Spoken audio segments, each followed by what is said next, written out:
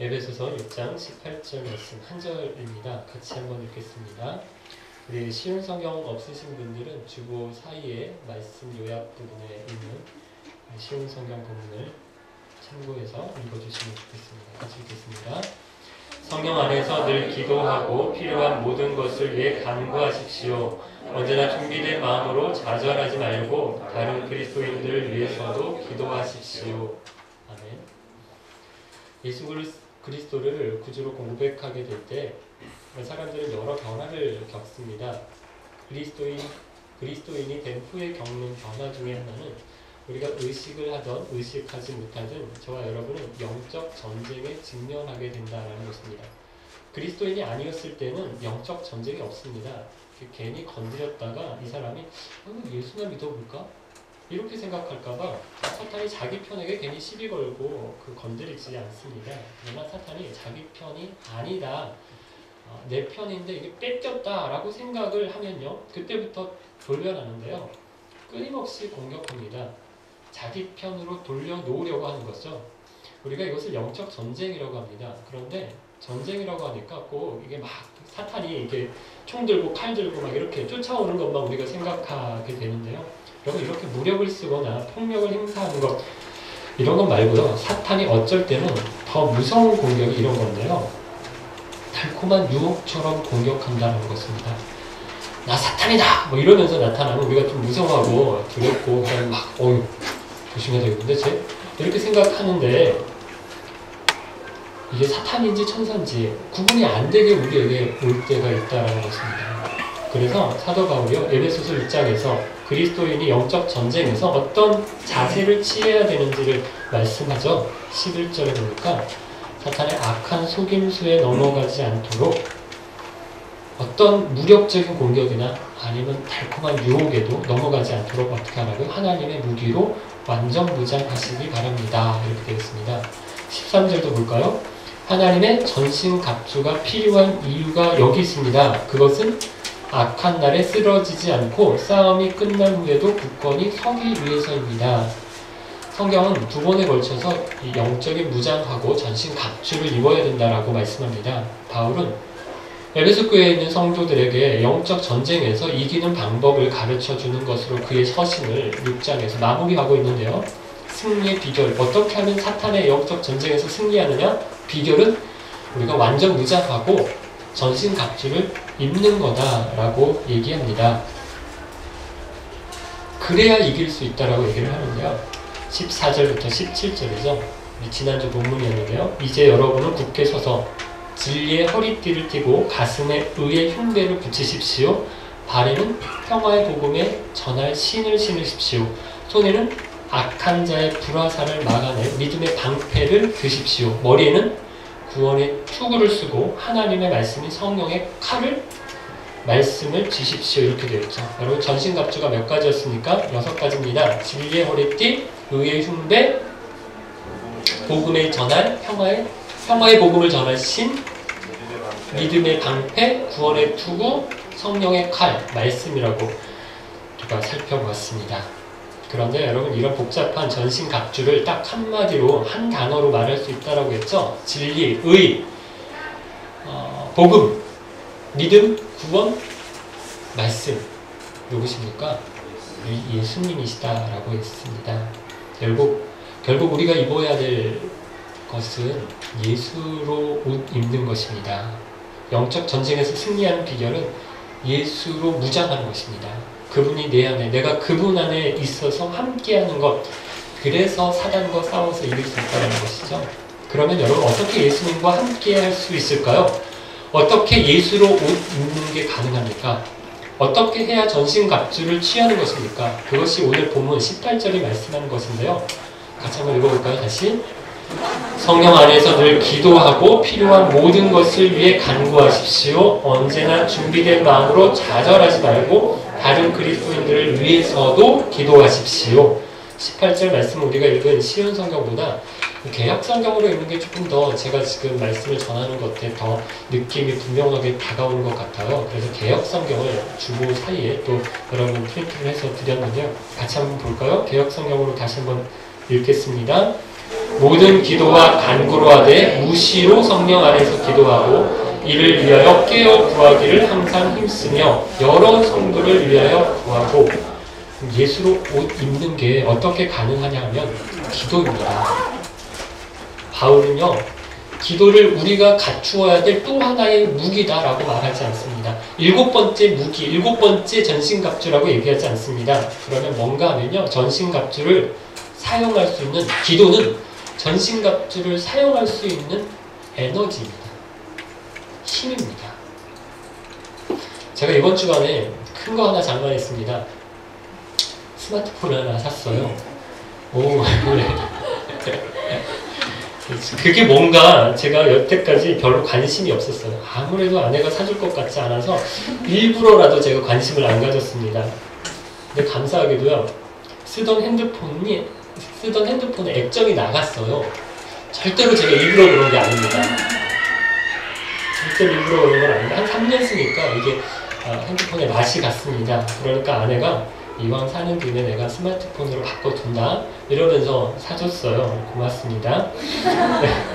네. 저는 뭐 그게 특별한 게 있을까 그랬어요. 그런데 이렇게 사서 보니까 좀 다르더라고요. 휴대폰 치고는 좀 커요. 근데 노트북하고 비교하면 굉장히 작아졌잖아요. 근데 어떻게 보니까 이 두 가지 기능을 다 가지고 있는 것 같아요. 그래서 이거 가지고 잘만 활용하면 게임도 하고 고스톱도 치고 그렇게도 쓰지만 좀 잘 활용하면 정말 무궁무진하게 쓸 수 있겠다 이런 생각이 들었습니다. 그런데요, 이게 아무리 좋으면 뭐합니까? 배터리가 없어요. 충전이 안 되어 있어요. 그럼 여러분, 아무리 최신형 스마트폰을 가지고 있어도요, 이거 뭐에 쓰겠습니까? 쓸 수가 없죠. 전신갑주와 기도의 관계가 이와 같다라는 것입니다. 아무리 전신갑주가 좋으면 뭐합니까? 멋진 허리띠를 띄었고요. 그 다음에 튼튼한 흉배를 붙였고요. 그 다음에 굉장히 멋있는 평화의 복음의 신을 신었습니다. 튼튼한 방패도 들고 투구도 쓰고 멋진 칼도 가졌어요. 근데 여러분, 이걸 가눌 만한 힘이 없어요. 그러면 이게 아무것도 쓸 수가 없다는 것입니다. 오히려 더 힘들고 거추장스럽고 불편하게 돼서 더 활동만 어렵게 만든 거죠. 마치 어린 다윗이 사울 왕이 입었던 갑옷을 바꿔 입은 것과 비슷하게 된다는 것이죠. 오늘 본문이 말하는 것이요, 기도의 힘을 가지고 있어야 하나님이 우리에게 주신 영적인 무장, 전신갑주를 가지고 제 역할을 할 수 있다는 것입니다. 그러므로 성령 안에서 기도하라고 하는 것은요, 우리가 진리의 허리띠를 매는 순간에도 필요하고요, 의의 흉배를 달 때도 기도로 해야 되고요, 복음의 평화의 신을 신을 때도, 그리고 믿음의 방패를 들 때도, 구원의 투구를 쓸 때도, 성령의 칼을 가질 때도 여러분 기도로 해야 된다는 것입니다. 하나님의 전신갑주가 없이는 영적 전쟁에서 승리할 수가 없듯이, 마찬가지로 기도 없이는 전신갑주를 아예 입을 수가 없다는 것입니다. 그래서 사탄의 공격이 언제 있을지 모르니까, 그러니까 우리가 언제나 전신갑주를 무장하고 있어야 되는 것처럼 항상 기도해야 한다라고 바울이 우리에게 마지막으로 권면하고 있습니다. 다시 18절 말씀을 보면요, 기도에 대해서 말하면서 기도가 얼마나 중요한지 바울이 모든이라고 하는 의미의 말을 4번이나 반복해서 사용하고 있습니다. 모든 기도와 간구로 하되 무시로 무슨 뜻입니까? 나훈아가 그 가요 맞나요? 예. 무시로가 무슨 뜻인가 생각하는데, 모든 상황 가운데서 이렇게 생각하면 될 것 같습니다. 성령 안에서 기도하고 이를 위하여 깨어 구하기를 항상, 여기에도 모든이라는 의미가 들어가 있죠. 모든 시간에 라고 하는 뜻이죠. 항상 힘쓰며 여러 성도들을 위하여, 이 여러에도 모든이라는 의미가 있죠. 모든 성도들을 위하여 기도하라 라고 얘기합니다. 모든, 첫 번째 모든 살펴보면요, 모든 기도와 간구로 하되 라고 얘기합니다. 모든 기도라고 하는 말을 통해서 우리는 기도에 대해서 여러 가지 종류의 기도가 있다는 것을 알 수가 있습니다. 먼저 기도하는 시간에 따라서 기도를 나누기도 하죠. 제일 먼저 생각나는 게 뭡니까? 네, 새벽 기도 생각나시죠? 세상에서 우리나라 성도들보다 새벽에 어떤 형제님이 이렇게 말씀하시는 걸 들었어요. 새벽 기도는 자기와는 상관이 없다 라고 생각하셨대요. 새벽 기도하고 직장에 나가서 일 잘 못하고 조는 것보다 새벽 기도 안 하고 직장에서 열심히 일하는 것이 더 좋은 그리스도인 같다, 이렇게 생각을 하셨대요. 맞습니까? 애매하십니까? 저는 맞다고 생각합니다. 새벽 기도 하시고 직장에 나가서 삐리하게 일하시고 그러시는 것보다 새벽 기도 못 하셔도요, 저는 직장에서 열심히 일하시는 게 더 좋은 그리스도인의 본을 보이는 거다라고 생각합니다. 맞는 말입니다. 그런데 새벽 기도를 하면서도 새벽 기도하고도 직장에 나가서 안 졸고 열심히 일할 수 있는 방법을 이분이 알았대요. 뭔지 아세요? 네? 왜? 너무 쉬운 방법인데 이분이 이걸 나중에 알았대요. 일찍 자는 거래요. 밤에 일찍 자는 거래요. 하루에 여러분 하루아침에 여러분이 7시간, 8시간 주무시던 분이 5시간, 6시간으로 잠을 줄이시고 뭐 하루 이틀은 견디실 수 있겠지만 이게 일주일, 2주일, 한 달 이렇게 갈 수가 없습니다. 그래서 새벽 기도를 결심하려면요, 밤에 대한 결심이 먼저 있어야 됩니다. 새벽에 대한 결심은 밤에 결정이 된다고 생각합니다. 근데 여러분 이게 굉장히 아쉽죠? 밤에 일찍 자는 거 이거 굉장히 안 되죠? 아쉽죠?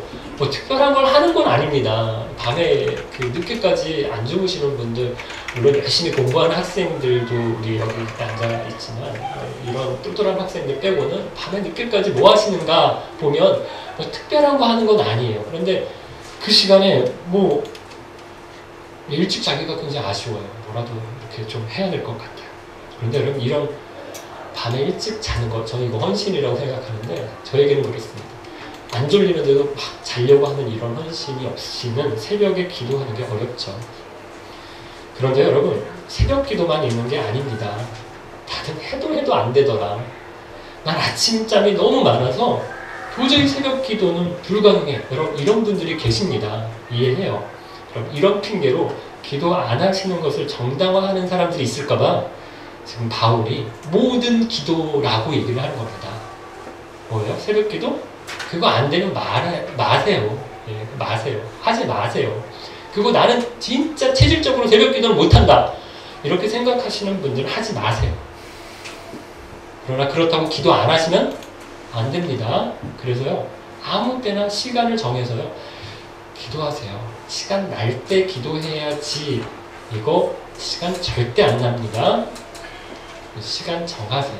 시간 정해서 기도하시면 됩니다. 우리 자매님들 남편 출근시키고 우리 아이들 학교 보내놓고 기도해야지, 그러면 여러분 9시든지 10시든지 시간을 딱 정해놓고요, 기도하면 됩니다.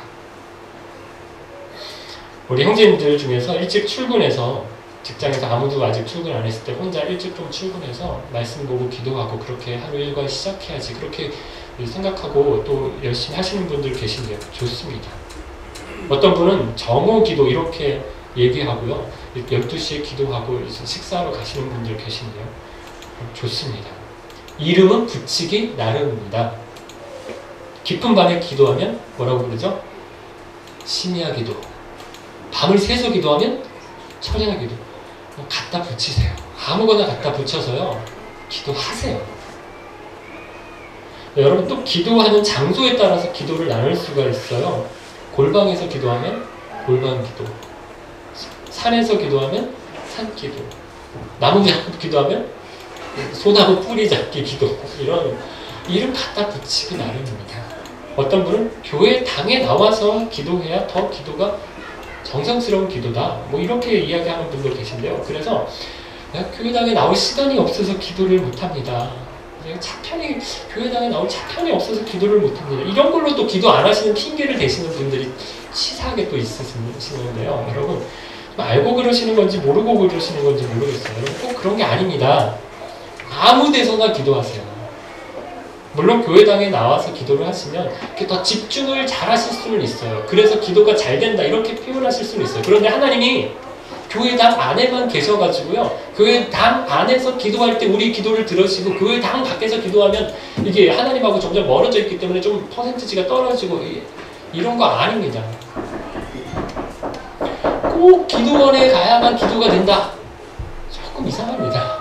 그리고 어떤 기도원 좋아하시는 분들은 어느 기도원이 그 영빨이 세다. 뭐 이래가지고 꼭 그 기도원에 가가지고 기도하시려고 하시는데요. 그래, 그렇게라도 기도하시면 좋겠어요. 근데 여러분, 어디에 가야 더 기도가 뭐 힘이 있고 이런 거 없습니다. 어디서든 기도하세요. 또, 기도하는 사람이 얼마나 많으냐에 따라서도 구분하죠. 혼자서 기도하면 개인 기도라고 하고요. 둘이서 손잡고 기도합니다. 무슨 기도죠? 짝기도. 서로를 위해서 기도해 줄 때 두 사람이 짝을 이루어서 기도할 때 우리 짝기도라고 얘기를 하죠. 또 여러 명이 마음을 합해서 기도할 때 합심기도라고 부르기도 하죠. 기도하는 자세에 따라서도 또 기도를 나눌 수가 있어요. 어떤 자세라도 여러분 기도 못하는 자세가 없습니다. 보통 우리가 앉아서 이렇게 기도하잖아요. 예, 의자에 앉아서 기도하는 게 편하시면 그렇게 하세요. 근데 우리가 좀 간절해질 땐 또 무릎 꿇고 기도할 수도 있죠. 그럼 그렇게 기도하세요. 수술해가지고 돌아 눕지도 못합니다. 앉지도 못하고 무릎 꿇지도 못하는데 난 기도를 못해. 그런 거 없잖아요. 누워서라도 기도하십시오. 서서 하는 기도도 우리 성경에 나오거든요. 서서도 기도할 수 있습니다. 또 눈을 뜨고 하늘을 우러러보면서 기도했다라고 하는 그 이야기도 성경에 있는데요. 우리가 기도하면 꼭 눈을 감아야 된다 이런 강박관념이 있는데 여러분 눈 감고 기도하시는 게 편하시면 그렇게 하시는데요. 이렇게 하는 이유는요. 눈을 뜨면 이게 보이는 게 많잖아요. 그러면 이게 자꾸 시선이 뺏기면 생각이 뺏기고 하나님께 이렇게 집중이 안 되기 때문에 눈을 감고 기도하는 겁니다. 너무 졸린데 기도가 너무 필요해요. 꼭 기도해야 되는데 너무너무 졸려요. 그래서 기도를 하려고 눈을 딱 감았어요. 기도가 됩니까? 주무시겠죠? 그럴 때는 눈 뜨고 기도하셔도 괜찮습니다. 찰스 핀이라고 하는 목사님 굉장히 유명한 분인데요. 이 몸이 피곤할 때 이분 걸어다니면서 기도를 하셨다라고 합니다. 여러분 걸어다니면서도 기도할 수 있고요. 운전하면서도 기도할 수 있고 일하시면서도 기도하실 수 있습니다. 그럼 기도 소리에 따라서 또 기도가 나뉘어지죠. 소리 안 내고 기도하면 이거 묵상 기도라고 얘기하죠. 소리 내서 기도하면 통성 기도라고 들어보신 적 있죠. 제가 혼자서 기도할 때 보니까요. 묵상 기도를 하잖아요. 이 묵상 기도가 참 깊은 기도고 좋은 기도라는 걸 제가 알긴 알겠어요. 그러면 이 묵상 기도를 처음부터 이렇게 하잖아요. 그러면 이게 제가 주로 새벽에 기도를 해서 그런지 묵상 기도를 하다 보면 묵상이 기도에서 잠으로 갈 때가 참 많더라고요. 또 묵상 기도를 하다 보면 이게 기도하다가 잡생각, 딴 생각으로 많이 빠지더라고요. 그래서 이런 기도가 좋다라는 생각이 들어요. 내 기도 소리가 내가 들을 수 있게끔 기도하는 건 좀 필요하겠다. 그렇게 기도하다가 하나님 앞에 또 음성을 듣고 싶고 하나님의 뜻을 구할 때는 또 묵상으로 그렇게 기도할 수 있지만 처음부터 너무 우리 묵상으로 기도하면 딴 데로 잘 셀 수 있다. 이런 생각도 좀 하실 필요가 있다 생각합니다. 한 번은 새로운 삶 공부를 할 때 어떤 분이 1시간 기도하고 오세요 라고 하는 숙제가 있는데요. 그 1시간 기도하라고 하는 이 숙제를 받아가지고요. 고민하시다가 기도를 써오셨어요. 공책에다가 깨알같이 써오셨어요. 한 60이, 연세가 한 60이 좀 넘으신 분인데 예수 믿은 지 얼마 안 되셨어요. 그리고 그 새로운 삶 공부를 하신 분이신데 이 형제님이셨는데 얼마나 정성이 그 기도문에 기도 글에 담겨 있었는지 제가 참 보고 놀라고 또 큰 도전을 받았었습니다. 여러분 꼭 말로 하는 것만이 기도가 아니고요. 이렇게 글로 써도 기도가 되고요. 어떨 때는 마음으로 기도하는 것도 있고요. 내면은 그 신음소리 하나도 우리 하나님 앞에서 기도가 될 수 있습니다. 밥을 먹지 않고 기도하면 금식 기도라고 하죠. 하루 3끼를 다 굶기는 어려우니까 3끼 중에 1끼 정도를 굶으시면서 그렇게 한 일주일, 한 달 정도 그렇게 한 끼를 굶으시면서 기도하시는 분 있는데, 어떤 분은 이거 다이어트 하면서 괜히 말을 이렇게 나 금식해 요즘 이렇게 하시는데, 밥만 굶고 기도 안 하시면요, 그거 금식 기도는 아닙니다. 밥 먹는 시간 아껴서 밥 먹는 일에 마음을 빼앗기지 않고 기도하는 데 집중할 때 그게 금식 기도라고 얘기할 수 있죠. 참 많습니다. 기도의 종류가 많습니다. 제가 이렇게 말씀을 여러 가지로 드리는 것은요, 어떤 기도든 상관이 없습니다. 중요한 것은 근데 자기에게 맞는 기도, 자기에게 맞는 기도의 시간, 기도의 자리, 기도하는 방법, 그런 형태, 그럼 이걸 정하세요. 한 가지씩. 제가 말씀드린 여러 가지 것들 가운데서 자기에게 맞는 것들을 한 가지씩 정하세요. 그리고 그걸 내 기도로 삼으시기를 바랍니다. 그리고 기도하십시오. 이것이 바울이 말하고 있는 모든 기도와 간구라고 하는 말에 들어있는 의미입니다. 그리고 여러분, 내게 맞는 기도가 있듯이 다른 사람에게 또 다른 기도가 있다라는 것을, 그 사람에게 맞는 기도가 있다라는 것을 여러분 인정해 주시기를 바랍니다. 우리가 내가 기도하는 방법이나 형태 말고 다른 형태로, 다른 방법으로 기도하면 굉장히 이렇게 못마땅하게 생각하고 또 나한테 맞추라고 얘기하는 사람들이 많거든요. 왜 이렇게 시끄럽게 기도하는 거야? 뭐 이렇게 얘기하시는 분들이 많거든요. 저 사람 기도하는 거야? 좋은 거야? 많은 거야? 왜 저렇게 희말이 없게 기도해? 이렇게 생각하시는 분들이 있거든요. 여러분 그냥 봐주세요. 난 내 스타일이, 이건 꼭 맞추지 않아도 상관없습니다. 난 내 스타일, 그분은 그분 스타일. 그것대로 서로 기도만 하면 되는 겁니다. 두 번째 모드는 개역 성경으로 무시로 기도하라라고 되어 있는데, 모든 상황에서 기도하라는 것입니다.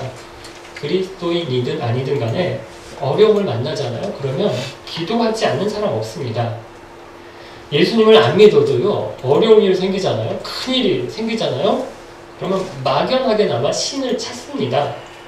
점을 보러 가든지 무당을 찾든지 그러죠.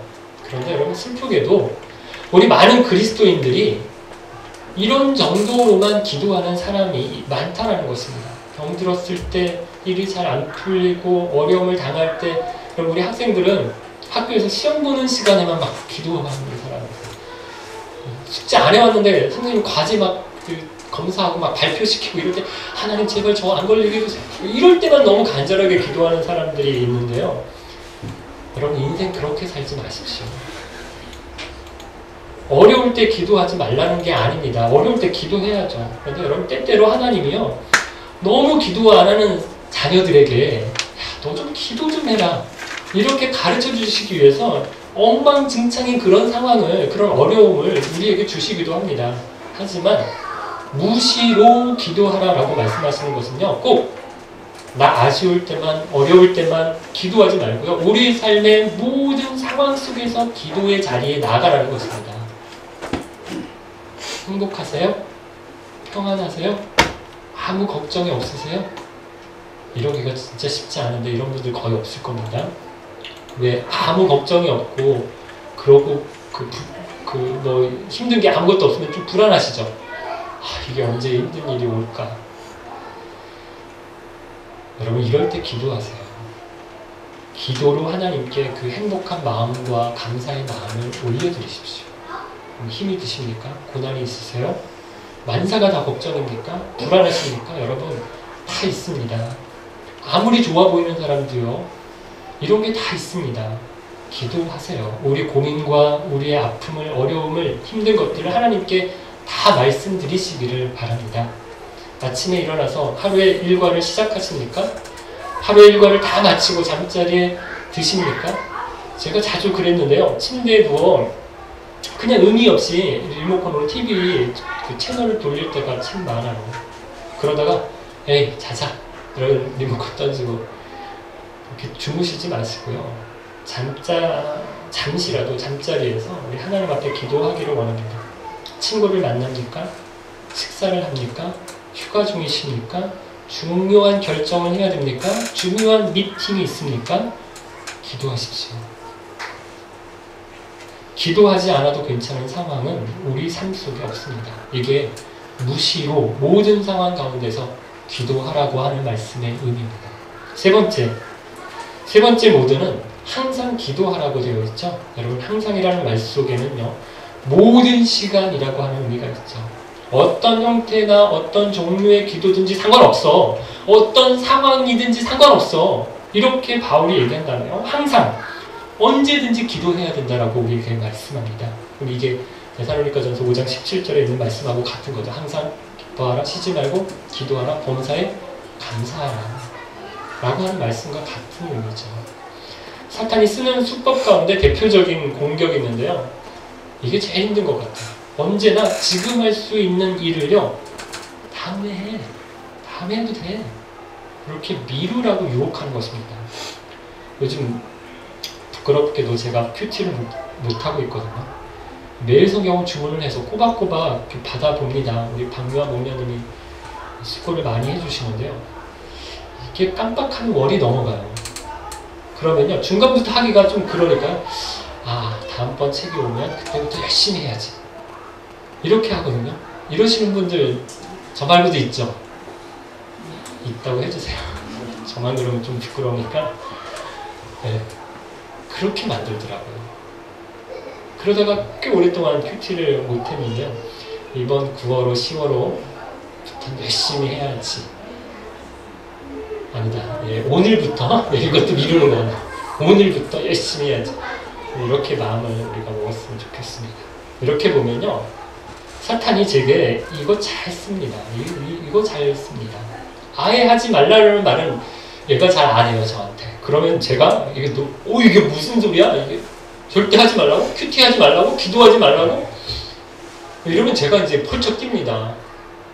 그러니까 어떤 방법을 쓰냐면요, 다음부터 하지, 좀 이따 하지, 이렇게 한다는 거죠.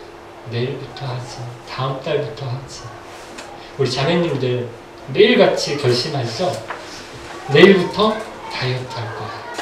이거 삼겹살 먹으면서 제일 많이 우리 듣는 이야기, 내일부터 다이어트 할 거야, 이런 얘기하시죠. 우리 형제님들, 다음 주부터는 내가 운동 꼭 시작해야지. 이거 한국에 있을 때 남자들끼리 사우나 같이 가고 그러면 이렇게 꼭 한마디씩 하더라고요. 다음 주부터 운동 꼭 해야지. 뭐 체중 올라갔다 내려고 몸무게 달아보고 꼭 이런 얘기 하시더라고요.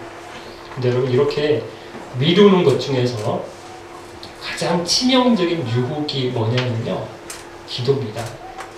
지금 드릴 수 있는 기도를 다음에 하라고 사탄이 계속 이야기합니다. 지금 너무 시끄러워. 지금 너무 어수선해. 나 지금 마음 차분하게 갖고 길게 기도해야 되는데, 너 지금 이 시간에 좀 이따 뭐 해야 되는데 기도가 돼? 안 돼? 계속 우리에게 다음에 하라고 얘기합니다. 그렇게 기도하지 못하게 해놓고 어떻게 해요? 공격하는 거죠. 우리 교회가 월삭 새벽 기도회, 매월 첫날 새벽에 기도회를 하는데요, 이게 그날만 기도하면 한 달에 그날만 기도하면 되는 게, 그래서 하는 게 아니죠. 그렇게라도 기도할 수 있도록 돕기 위해서 하는 거죠. 그럼 우리가 연약하기 때문에요, 자주 기도하는 걸 중단합니다. 그럴 때 공동체가 함께 기도하는 시간을 갖잖아요. 그런 걸 통해서요, 다시 우리 성도들이 기도의 자리로 나오도록 우리가 함께 돕기 위해서 특별한 기도 시간을 우리가 갖는 거죠. 수요 기도에도요, 다른 요일은 다 괜찮고 수요일만 기도하면 된다, 그럼 이래서 하는 게 아니잖아요. 일주일에 우리가 수요일이 딱 중간이네요. 주일날 말씀 듣고 열심히 살아야지 했는데, 이게 중간쯤 가다 보면 흐트러지니까 다시 한번 좀 말씀과 기도를 좀 깨어 있어야지, 이러면서 우리가 수요 기도회를 하는 거죠. 여러분, 우리 생각이 얼마나 자주 변합니까? 참 내가 생각해도 이거 기특한 생각 내가 했다, 이렇게 하다가도요, 한순간에 또 사탄하고 이렇게 어울려서 막 뒹굴고 놀고 막 쎄쎄쎄 사탄하고 이러고 있잖아요. 그래서 여러분, 항상 기도해야 합니다. 교회에서 하는 예배나 기도회만 다 참석을 했다고 항상 기도하는 건 아닙니다. 함께 모여서 열심히 기도하고요, 또 혼자 있을 때도 항상 기도해야 된다라는 거 마음에 꼭 새기시고 미루지 마시고, 마음이 들었을 때 그때 그 자리에서부터 기도하시는 저와 여러분 되시기 바랍니다. 네 번째 모드는 모든 성도를 위하여 기도하라라고 하는 것인데요. 개역 성경에는 여러 성도라고 되어 있죠. 그럼 이 세상에는 여러 나라, 여러 도시에 수많은 성도들이 있습니다. 어떻게 이 사람들 모두를 위해서 우리가 기도할 수 있을까요? 그럼 우리가 작은 교회지만 우리 중에서 우리 교회 성도들의 이름을 다 불러가면서 하나하나 다 불러가면서 그렇게 기도하는 사람 많지 않을 겁니다. 저도요, 기도할 때 가끔 주보를 펴들고 기도할 때가 있어요. 여러분들을 위해서 다 기도하고 싶은데 빼먹는 분들이 계셔서 그렇지 않으려고, 안 빼먹으려고 주보에, 우리 교회는 주보에 이름이 등록하시면 다 나오거든요. 그거 붙들고 기도할 때가 있습니다. 제 기도에서 안 놓쳐지고 싶으신 분은 등록하셔야 됩니다. 그런데 여러분, 우리가 꼭 이렇게 모든 성도들의 이름을 부르면서 기도하지 않아도요, 우리가 모든 성도를 위해서 기도할 수 있는데요.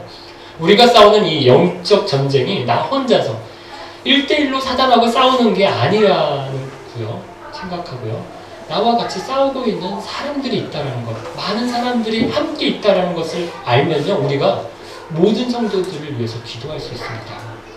나는 여기 이곳에서 싸우고 있지만 나와 또 다른 동료들은, 전우들은 다른 곳에서 나와 같이 또 치열한 이 싸움을, 전쟁을 하고 있다는 것을 아는 겁니다. 가끔 제가 페이스북이나 이메일을 통해서 또 다른 싸움을 싸우고 있는 친구들의 소식을 들어요. 같이 신앙생활을 했었던 친구들, 제가 가르쳤었던 제 제자들 중에서 어떤 친구는 네팔에서 선교사로요, 기독교 학교를 세워놓고 그 아이들을 기독교 신앙으로 가르치는 그런 선교사가 있습니다. 어떤 친구는 인도에서 캠퍼스 복음 사역을 하는 선교 사역을 하고 있는 친구도 있고, 어떤 친구는 한국에서 목회를 하고 있는 친구도 있습니다. 또 꼭 이런 사역만, 직접적인 복음 사역만이 아니고요, 사업이나 직장에서 만만치 않은 영적인 전투를 싸우고 있습니다. 다 같은 싸움을 싸우고 있는 우리가 동지입니다. 전우입니다. 우리가 같이 싸우는 전투라는 것을 강조하면서 어떤 목사님이 이런 예화를 들었어요. 중세 초에 전쟁 역사에서 엄청난 참패로 기록되어 있는 전투가 있대요. 살만류 기사들의 참패라고 합니다. 피레네 협곡을 지나다가 무참하게 몰살을 당했는데요. 이렇게 몰살을 당한 것은요, 사령관, 이 부대의 사령관이었던 롤란드라고 하는 사람이요, 본대의 도움을 또 다른 곳에서 이렇게 언제든지 도와줄 수 있는 그 본대가 있는데, 그 본대의 도움을 청하는 나팔을 불지 않아서 몰살을 당했다는 것입니다. 그런데 왜 이 사령관이 이 나팔을 불면 곧장 쫓아와서 도와주는데 왜 안 불었느냐? 자존심 때문에 그 나팔을 안 불었다는 거예요. 여러분, 내 기도는 내가 알아서 할게, 그렇게 말할 사람이 없습니다. 아무리 대단한 분이고요, 대단한 목사님이라고 하더라도요, 여러분, 우리가 신문기사를 통해서 보고 있잖아요. 돈에, 여자의 명예에 팍팍 쓰러지잖아요. 막. 목장에서 하는 우리가 중요한 사역 중에 하나는 서로 기도해 주는 것입니다. 모여서 우리가 같이 목장에서 밥 먹고 그리고 삼나눔 합니다. 왜 합니까? 서로 신세 한탄 하는 거 아니거든요. 어떤 형제님은요, 목장 모임에 한번 나와 보고 이렇게 이야기를 하셨대요. 이게 이분이 교회를 잘 안 다니시던 분인데 목장 모임에 한번 나와 보고 이런 이야기를 하셨대요. 자기가 술 안 먹고 맨정신에 그렇게 한 자리에 오래 앉아서 자기 이야기를 하고 들은 건 처음이다라고 얘기를 하셨대요. 여러분, 왜 우리가 이런 나눔을 하냐면요, 기도해 주기 때문에 하는 것입니다. 우리가 꼭 아는 사람뿐만 아니고요, 모르는 사람들을 위해서도 기도하는 게 가능한데요. 제가 청년들과 같이 선교지를 몇 군데 방문한 적이 있는데, 한 번은 키르기스탄 제2의 도시래요. 오시라고 하는 도시에서 또 차를 타고 한 3시간 정도 갔어요. 거기 작은 동네, 카라코자라고 하는 동네를 갔었는데요, 무슬림 지역이었어요. 거기에 동네에 주일 아침마다 몇 명이 모여서 누구네 집에서 몰래 모여서 예배하는 모임이 있다라는 얘기를 들었습니다. 그분들 본 적은 없어요. 그런 이야기를 들었습니다.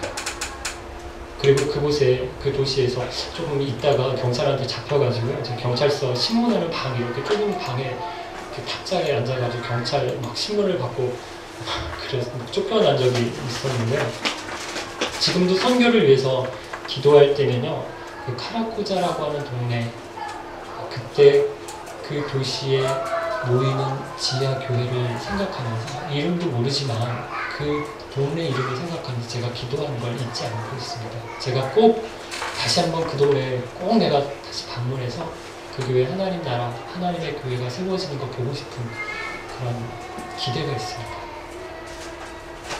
지금도 우리가 선교 일선에서 선교사가 아니라서 현장의 현지인들을 만나서 선교하지 않을 수 있어요. 근데 여러분 그래도 우리가 충분히 선교할 수 있습니다. 여기서도 기도하는 것이요 선교에 동역하고 동참하는 것입니다. 사실 최근의 전쟁이요 꼭 전쟁터에서 승부가 갈리는 게 아니더라고요. 북한 핵 때문에 다들 우리가 말이 많고 걱정들 많잖아요. 근데 여러분 이 북한이 핵을 가지면 우리나라만 두려워하는 게 아니더라고요. 옆 나라 일본도 걱정을 해요. 미국도 걱정을 해요. 핵에다가 막 장거리 미사일까지 막 개발하고 그러니까요. 미국 사람들도 걱정하잖아요. 왜 한 명의 북한 군인이 자기네 나라 미국 본토를 쳐들어오지 않아도요. 북한에서 날린 미사일이 자기네 나라에 떨어질 수 있다라고 하는 걱정이 있는 거죠. 마찬가지입니다. 저는 여기서 우리가 드리는 기도가 마치 미사일과 같다라고 생각해요. 우리가 여기서 드리는 기도가 미사일처럼요. 내가 기도하는 곳에 기도하는 사람에게 정확하게 날아가서요. 거기에 있는 적들을 깨는 거예요. 그래서 어떻게 보면 현장에서 치열하게 전투하는 거 보병들 군대도 안 갔다 와서 뭘 알겠냐마는 보병들이 싸우는 거 총 가지고 띵간띵간 그러면 이것보다 탱크 이것보다 비행기 막 미사일 여러분 이런 게 진짜 무서운 거잖아요. 여러분 어떻게 보면 현장에서 싸우는 선교사들은 확인하는 거고요. 차지하는 거죠. 우리가 지원하는 기도의 능력과 미사일들이 이미 전쟁의 승리를 전세를 바꾸는 것이죠. 사랑하는 기쁜 가족 여러분, 기도는 은사가 아닙니다. 방언은 은사예요. 그래서 할 수도 있고 못할 수도 있습니다. 그래서 방언 저 못해요 이렇게 말해도 괜찮아요. 저 못합니다. 이렇게 말해도 저 그렇게 부끄럽진 않아요. 좀 하고 싶긴 한데 못합니다 이렇게 말씀드리는 게 저 그렇게 부끄러운 건 아니라고 생각해요. 그러나 여러분 기도는 은사가 아닙니다. 그래서 왜 기도 안 하세요? 이렇게 물을 때 제가 기도가 은사가 없어요. 제 은사가 아니에요. 이렇게 말할 수 있는 사람 이렇게 핑계하는 건 아닙니다. 기도는 은사가 아닙니다. 네 가지 모든에 대해서 말씀드렸습니다. 무엇입니까? 첫 번째가 모든 기도, 두 번째 모든 상황, 그 다음에 세 번째 모든 시간, 네 번째 모든 성도들을 위해서. 바울이 왜 기도에 대해서 말하면서 네 번이나 모든이라고 하는 말을 했을까요? 기도가 영적 승리의 비결이기 때문이고요. 너무너무 중요하기 때문에 기도에 대해서 모든 기도에 대해서 얘기하고 있는 것입니다. 바울은 에베소 교회 성도들에게 편지를 쓰면서 마지막으로 당부하고 있는 것이 기도라고 하는 것. 여러분 에베소서에 보면 기도가 여러 번의 기도가 나왔었습니다. 그러면서 또 마지막에 다시 한번 기도에 대해서 당부하고 있다는 것 기억하시고요. 아무 핑계를 댈 수가 없도록 모든이라고 하는 말을 4번이나 쓰면서 기도해야 한다라고 강조하고 있다. 여러분이 할 수 있는 모든 종류의 기도로 모든 상황 가운데서 모든 시간에 모든 성도들과 모든 일들을 제목으로 삼아 기도하시는 저와 여러분 되시기를 바랍니다.